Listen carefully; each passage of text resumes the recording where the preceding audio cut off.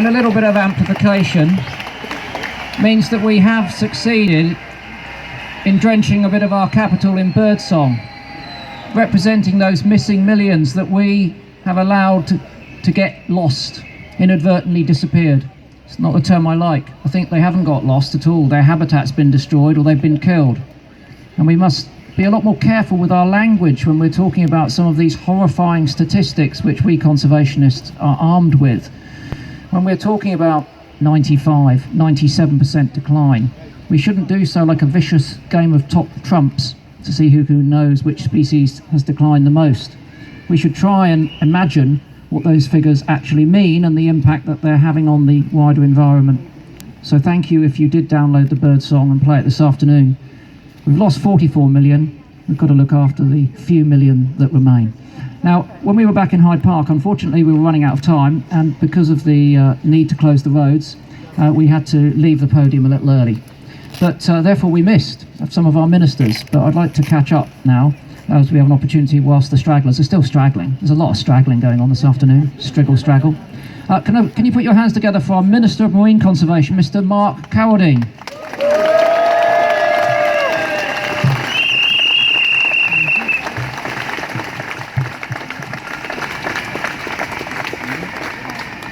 Thanks very much, Chris. This seems a bit weird. It's like being in a hive looking out over all of you. Well, one thing we didn't really have time to talk about while we're in Hyde Park was marine conservation, which is a huge passion of mine, and I know lots of yours. And yet our seas cover twice the area of the land.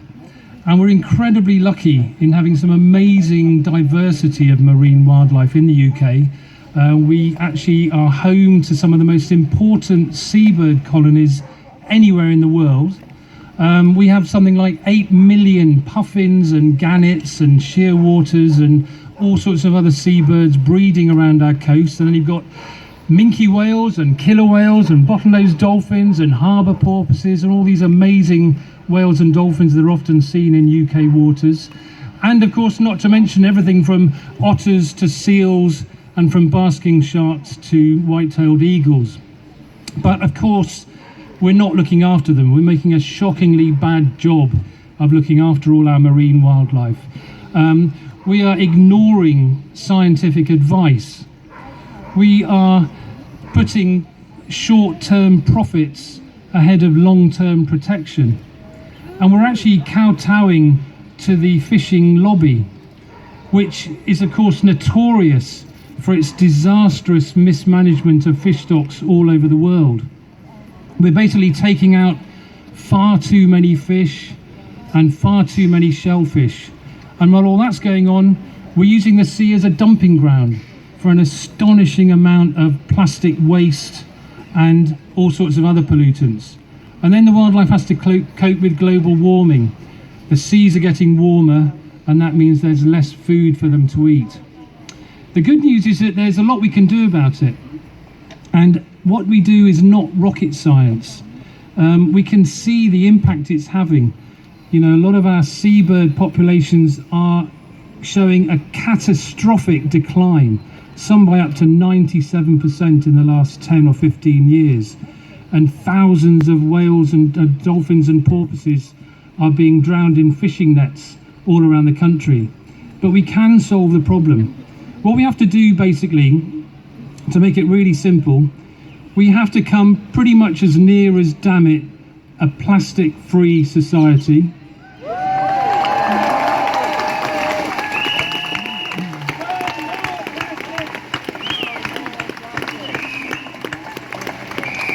We have to commit to sustainable fishing, and by commitment I mean we need legislation to make us commit to sustainable fishing. And we also need to set aside a large area of our sea, and I'm talking 30% of our seas, as no-take zones. In other words, no commercial fishing and no other destructive activities.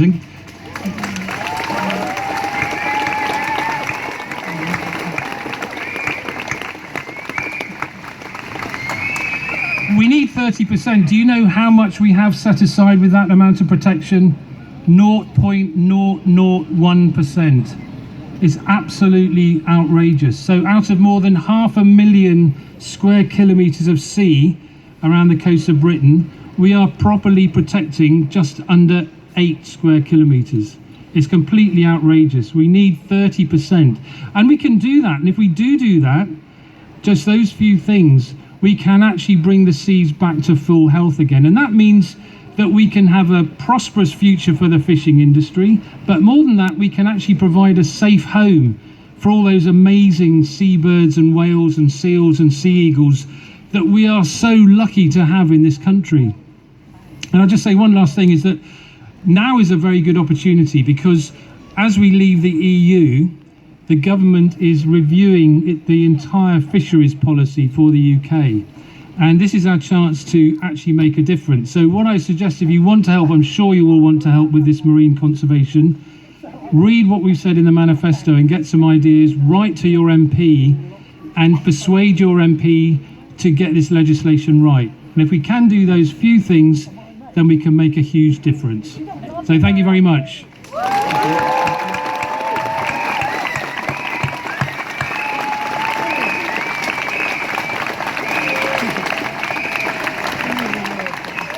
Plain common sense. 8 square kilometres of our marine environment protected. Come on. We can do better than that, can't we? Yeah! We're going to do better. The question is how? How do we do better? Well, one man who might be able to tell us is Mr. Mark Avery. Mark Avery is one of the foremost conservationists in the UK. He writes a brilliant blog. And I have to say that throughout the course of my life, I've been extremely fortunate to have a number of highly influential and important mentors. I started when I was at school and through college and university, and also after that when I struggled with various things. Mark Avery is undoubtedly my mentor. He's my guru, my go-to. And throughout the course of the summer, I badgered his phone at unspeakable hours of the night, saying, what do you think about this? What do you think about that? Put your hands together for one of Britain's most important conservationists, Mr. Mark Avery.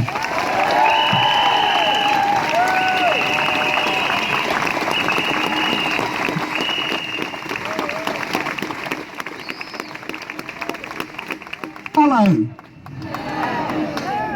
This guy's amazing. He's amazing because he's amazing and he's got all of us together. He's also amazing because he tells you you're going to talk in Hyde Park, then he tells you you're not. And then he says, no, it's all off. Then he says, get to the front, quick. You're forgiven. So I want to do a couple of things, but quickly.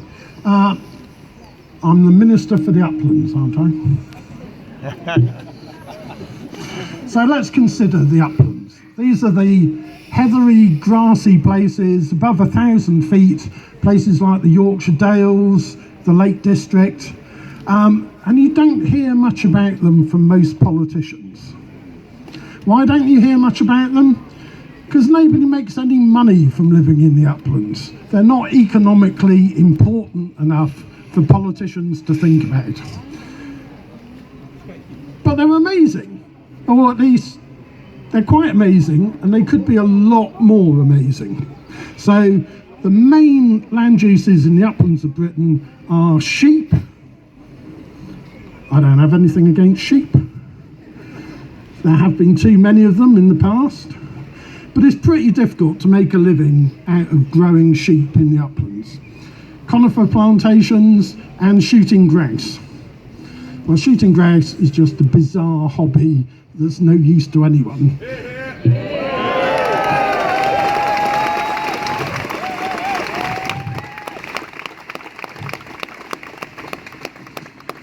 But the fact is that those three land uses, grazing, forestry and grouse shooting, have done quite a lot of damage to our uplands. Our uplands are overgrazed, overburned, overdrained, overfilled with wildlife criminals who kill protected species, and they're not as good as they ought to be. They're not as good for the people who live in those places, and they're not as good as they should be for wildlife. So we could do a lot better. And in the manifesto, we suggest that we should do better. We should look at the uplands as wonderful places for storing carbon, for storing water and letting it goes when it's clean, so that you pay less in your water bills because water companies don't have to process that water coming off the uplands so much. Peat bogs ought to store water so that your homes and businesses don't get flooded. And even if it's not your homes and businesses, your home insurance is higher because somebody's home and business gets flooded. We need to take a kinder approach to managing the uplands. And they ought to be places that we all go to enjoy. There ought to be new villages in the uplands where wildlife tourists go to enjoy the uplands and spend their money. A much better way of organising things than we do now.